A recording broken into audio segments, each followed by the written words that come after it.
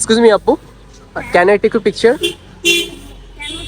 Normally আমি স্টুডেন্টদের photoshoot করে থাকি, তো সো আমার মনে হচ্ছে আপনার একটা শুট করা যায় এখানে। সো আপনি কি ইন্টারেস্টেড? আচ্ছা ঠিক আছে। সো আপু আপনার নামটা? আমার নাম সুমাইয়া তিশা। সুমাইয়া তিশা। তো কোথায় পড়তেছেন? আমি জগন্নাথ ইউনিভার্সিটিতে পড়ছি।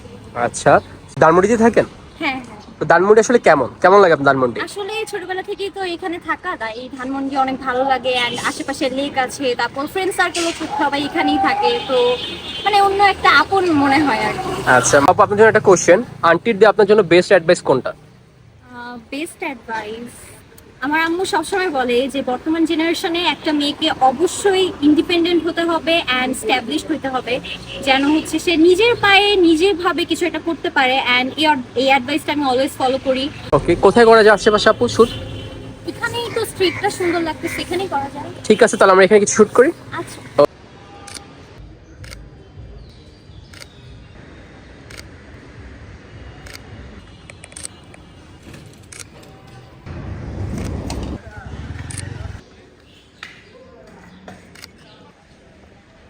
তো ছবিগুলো কেমন হয়েছে? অনেক সুন্দর হয়েছে, আমি অনেক হ্যাপি হয়েছি। আপনি কি নর্মালি মডেলিং করেন? আপনার পোস্টগুলো দেখলাম অনেক, মানে মডেল যারা এরকম দেয় ওরকম হয়েছে। নরমালি হচ্ছে ইনস্টাগ্রামের জন্য ছবি তোলা হয়। সো মানে ইনস্টাগ্রামে model? Yeah. Okay.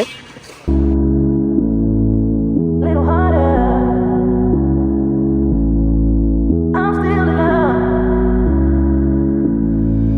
Little harder. I'm still in love. তাহলে ভাইয়া আমরা অন্য একদিন অন্য কোথাও শুট করবো না? হ্যাঁ শিওর, আমরা আশেপাশে অন্য কোথাও যাবো না। যেহেতু আজকে হঠাৎ তোলা হয়ে গিয়েছে, সো নেক্সট আমরা আরো সুন্দর করে তুলবো। ঠিক আছে আপু, আল্লাহ হাফেজ আজকের জন্য, আরেকদিন দেখা হবে। ভাইয়া।